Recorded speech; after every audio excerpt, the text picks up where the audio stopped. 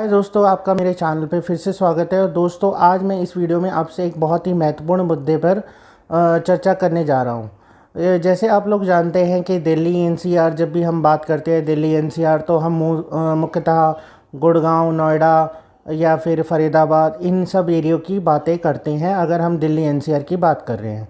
But मैं आपको बता दूं कि देखिए, दिल्ली एनसीआर का दायरा वैसे भी आप लोग जानते होंगे कि बहुत बड़ा है। और इस दायरे को देखिए कवर करने के लिए गवर्नमेंट भी बहुत प्रयास कर रही है। तो अब इसी प्रयास के तहत जो गवर्नमेंट की एक नई स्कीम है, बेसिकली नई स्कीम क्या कहेंगे, एक हाई स्पीड ट्रेन है जिसे बोलते हैं आरआरटीएस। जो आरआरटीएस का फुल फॉर्म है रैपिड रेल ट्रांजिट सिस्टम। तो ये विकसित किया जा रहा है। ऑलरेडी इसका देखिए फर्स्ट फेज पे कंस्ट्रक्शन चल रहा है, जो कि आपका सराय काले खान से मेरठ तक की जो कनेक्टिविटी की जा रही है। और मेरी इस लाइन पे ऑलरेडी काम चल रहा है और ये जल्द ही पूरा कर लिया जाएगा। और 2 लाइनें और विकसित की जा रही हैं, और वो है यहीं से सराय काले खान से एक आपकी कनेक्टिविटी होगी पानीपत, और दूसरी होगी अलवर के लिए। तो अलवर और पानीपत की लाइनें भी, इन पे भी काम चल रहा है। और इनके ऊपर हो सकता है आने वाले सालों में आप देखेंगे कि काम पूरा हो जाएगा। तो ये जब चीज़ें देखिए, ये आरआरटीएस जो कंप्लीट हो जाएगा, ये जो आरआरटीएस पहले तो है क्या, पहले तो मैं इसको समझा देता हूँ आपको।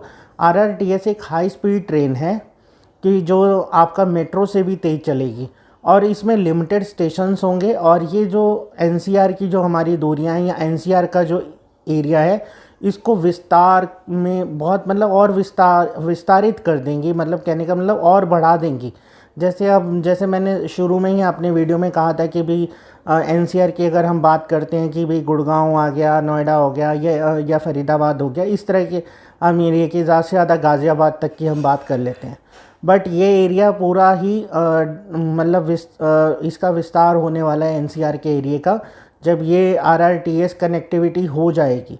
तो अब आप लगा लीजिए, अगर आप पानीपत भी रहते हैं, तो अगर आपको दिल्ली में काम करना है या काम करने के लिए आना चाहते हैं, तो आपको हार्डली मतलब आप 1 घंटे से या 1 घंटे से कम के समय में भी आप दिल्ली पहुंच जाएंगे। तो इस तरह का ये सिस्टम बनाया जा रहा है।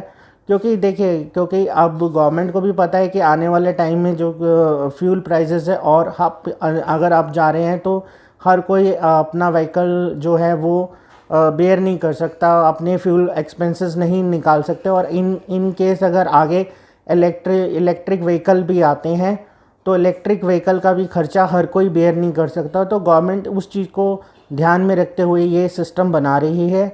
और इस पे जल्द ही देखिए, जैसे मैंने आपको पहले ही बताया कि मेरठ वाली लाइन तो कंप्लीशन में ही है, ऑलमोस्ट वो कंप्लीट हो जाएगी 1-2 साल में। और दिल्ली से अलवर वाला रूट है, जो इसका 25 तक की डेडलाइन रखी है गवर्नमेंट ने, और उसके 1-8 साल बाद अपना पानीपत वाला रूट भी चल जाएगा।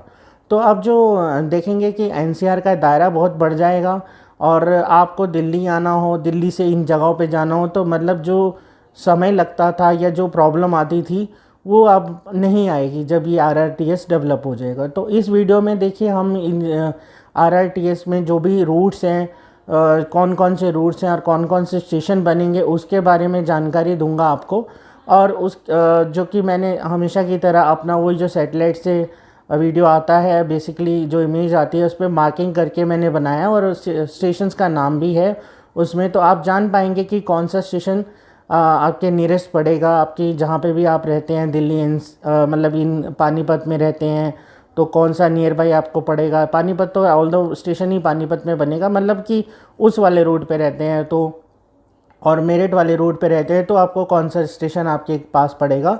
और अगर आप अलवर वाले रूट पे रहते हैं तो आपको कौन सा स्टेशन पास पड़ेगा।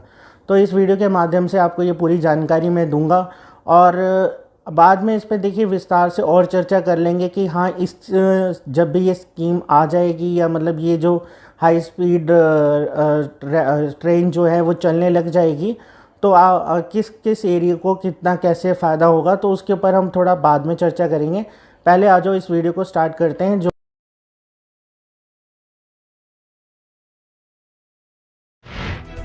NCRTC is implementing India's first regional rapid transit system in NCR, in order to change the landscape of public transport and to make the journey comfortable, equipped with modern facilities. It is going to use best technology available globally. Public transport should be well coordinated with all means of traffic, and it is necessary to integrate all modes of transport in a planned manner. NCRTC has advanced with new thinking from very beginning. The whole alignment from Delhi to Meerut was surveyed through the drone camera, which has provided true and correct picture of the whole catchment area. Building information modeling technology has been adopted with the common data environment for integrated design and planning. This is a virtual construction model which gives three-dimensional information of construction work so that all types of structures can be understood before the start of actual construction. The elevated lines will be constructed by launching girder method and the underground section through tunnel boring machines. To cater the design speed of 160 km per hour, the system will use ballastless tracks, rigid OHE and ERTMS2 signaling system. Construction of RRTS stations will be done in such a way that there is no hindrance to the traffic on the main highway. Dedicated lanes will be provided for pick and drop separately from busy roads, so there will be no traffic congestion on the road, and the passengers will be able to easily park their vehicles inside the RRTS system. RRTS stations will be seamlessly integrated with ISBTs, railway junction, airport and Delhi metro stations for effective multimodal integration. It has been planned to provide dedicated boarding and alighting platform at major interchange stations to ensure easy flow of passengers. Solar energy will be used at all its stations and depots.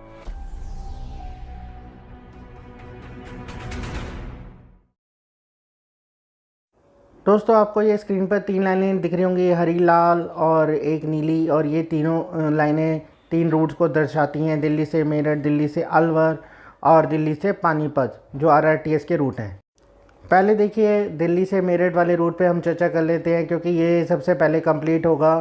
तो ये देखिए सराय काले खान से ये line start होगी, ये देख सकते हैं आप, सराय काले खान स्टेशन दिख रहा होगा। फिर उसके बाद आपका the new Ashok Nagar station आएगा, फिर अशोक नगर DN डंप, फिर आपका आनंद विहार, फिर साहिबाबाद यूपी रैंप और Sahibabad station, Ghaziabad station, Guldhar station, Dhulai station और आपका मुरादनगर में स्टेशन आएगा इसका, और ये मोदी नगर स्टेशन आएगा, फिर मोदी नगर नॉर्थ स्टेशन आएगा, साउथ नॉर्थ, और ये फिर मेरठ का साउथ स्टेशन, फिर प्रतापपुर स्टेशन, फिर Rithani station, Shatabdi Nagar station, Brahmpuri station, Brahmpuri DN ramp, Meerut central station, Vaishali station, Begumpuri station, Begumpuri UP station, Durali station, Meerut north station, Modipuram और मोदीपुरम डिपो।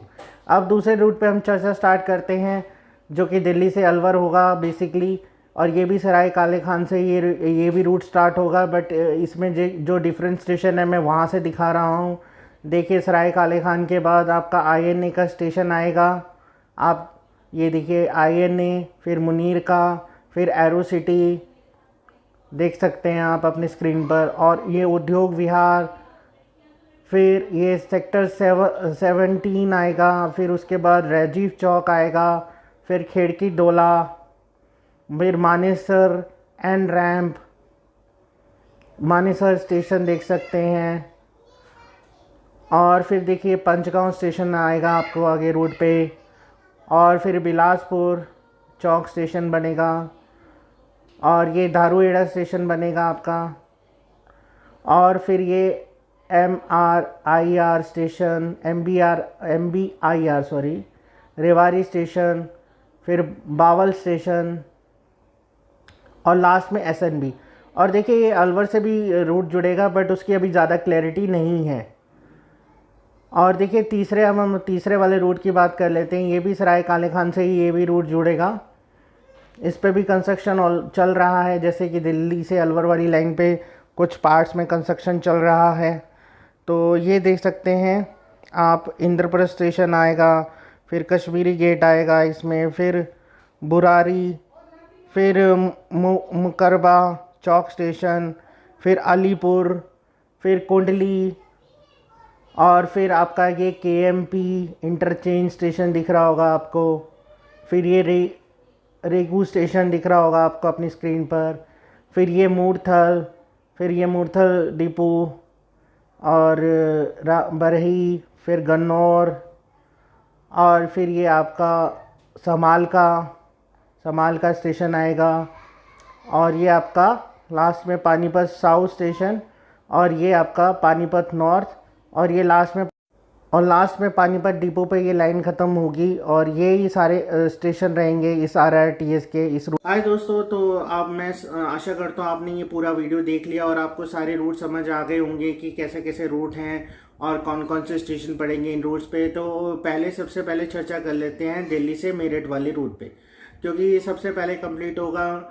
मुझे उम्मीद है कि ये 1 साल तक, अगर कोई फिर से लॉकडाउन नहीं आता है तो 1 साल तक ये कंप्लीशन हो जानी चाहिए ये वाले रूट पे। और आप देखेंगे कि इसके ऊपर रैपिड रेल दौड़ती हुई नज़र आएगी, जो कि एक समय पे सपना सा ही लगता था, वो सच होने वाला है। और अब यहाँ से क्या होगा, इस रूट से जो भी देखिए मोदी नगर से, मेरठ से, या जो भी इस वाले रूट से जो लोग आते हैं दिल्ली काम करने, तो उनके लिए बहुत आसानी हो जाएगी। या दिल्ली से लोग जो इन रूट्स पे अप डाउन करते हैं, जिनका डेली का अप डाउन है या फिर वीकली भी अप डाउन है, तो उनके लिए भी बहुत ही सहूलत होने वाली है। तो ये तो रही दिल्ली से मेरठ वाले रूट की बात। अब हम दूसरी बात कर लेते हैं दिल्ली से अलवर।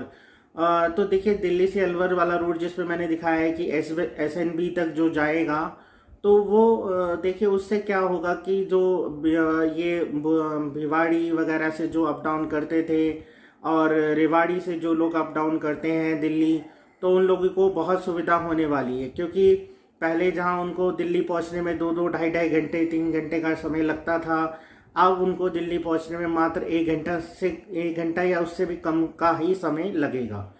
तो जब ये सुविधा यहाँ पे भी ऑपरेट हो जाएगी, तो एक जो दिल्ली NCR का जो दायरा है वो बहुत बढ़ जाएगा।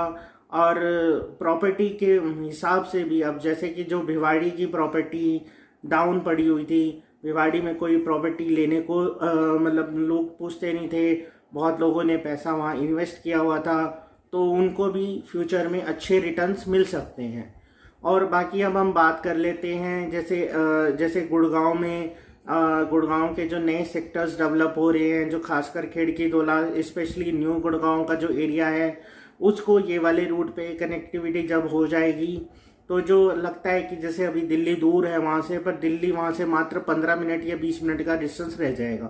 तो ये बहुत बड़ा मेजर बूस्ट होने वाला है ये रियल एस्टेट के मार्केट में। इससे बहुत बड़ी क्रांति आएगी। जो एरियाज में अभी दिल्ली वासी या फिर गुड़गांव वासी अभी लेने में थोड़ा संकोच करते हैं कि ये एरिया थोड़ा दिल्ली से दूर है या गुड़गांव के मेन स्ट्रीम से दूर है, तो वहाँ पे भी अब इन्वेस्टर पहुँचेगा और उन जगह की भी मार्केट उठेगी।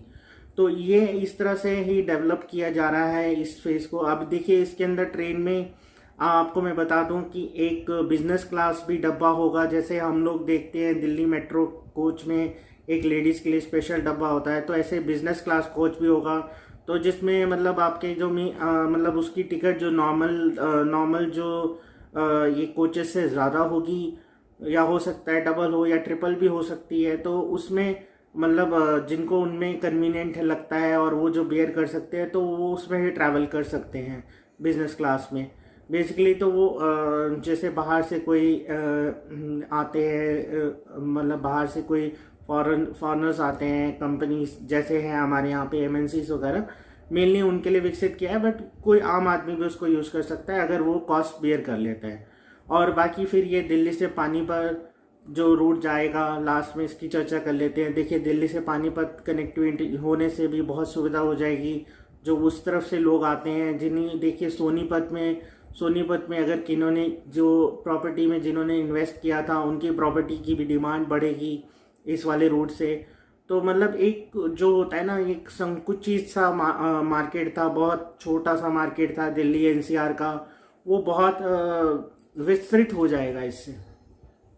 तो अब आपको क्या है कि आप लिमिटेड नहीं रह जाएंगे भाई, नोएडा गुड़गांव तक लिमिटेड नहीं रहेंगे। तो इससे या ना मार्केट खुल जाएगी और मतलब और सारे एरिया भी जो इस रूट के में आ रहे हैं, उनको भी चांस मिलेगा ग्रोथ करने का। तो अगर आप इन्वेस्टमेंट के लिए दारू एड़ा में देख लेंगे, जो कोई आज आपको प्लॉट सस्ता मिल रहा है, कोई उधर आपको, तो आज इन्वेस्ट कर सकते हैं। जब भी ये 4-5 साल बाद ये कनेक्टिविटी हो जाएगी तो वहाँ आपको अच्छे रिटर्न्स मिल सकते हैं। तो मेनली देखिए, मेरा दोनों ये वीडियो बनाने का मकसद ये था कि आपको इसकी पहले तो रूट की जानकारी दूँ, क्योंकि ये एक मैं कहूँ कि एक तरह से अब मैं क्या डिफ़ाइन करूँ एक वर्ड में, मतलब एक रेवोल्यूशन की तरह ये चीज़ आएगी। जब RRTS ये सारे रूट्स बन जाएंगे तो ये रेवोल्यूशन है। इसके आगे और भी कई रूट प्रपोज्ड हैं, तो जिनके बारे में अगर आपको जानकारी चाहिए हो तो मैं उनके ऊपर भी वीडियो बना दूंगा, जो कि रोड प्रपोजल्स में डाले हुए हैं। तो उनके ऊपर अगर आपको वीडियो चाहिए और कौन कौन से रूट हैं RRTS के जो प्रपोज्ड हैं, तो अगर उनके बारे में कुछ जानकारी आप लेना चाहते हैं तो आप मुझे कमेंट करें, तो मैं उसका भी एक डिटेल वीडियो बना दूंगा। बाकी मैं आशा करता हूँ आपको ये वीडियो पसंद आया होगा, और अगर आपको देखिए वीडियो में क्या चीज़ अच्छी लग रही है, क्या चीज़ बुरी लग रही है, आप मुझे सुझाव ज़रूर दीजिए, तो जिससे कि मैं आगे आने वाले वीडियो में उस चीज़ का सुधार कर सकूं या उस चीज़ को और ला सकूं। तो दोस्तों, अब मैं आशा करता हूं जैसी जो आपको जानकारी मैं देना चाहता था इस वीडियो के माध्यम से वो मैंने दे दी है, और जो मेरा मकसद था जो इस वीडियो को बनाने का वो पूरा हुआ है। तो दोस्तों चलिए, अब ज़्यादा बातें नहीं करते, वीडियो काफ़ी लंबा हो चुका है और इस वीडियो को यहीं अंत करते हैं, और अब जल्द मिलेंगे आपको एक नए वीडियो के साथ, एक नए टॉपिक के साथ। तब तक दोस्तों, bye bye and take care.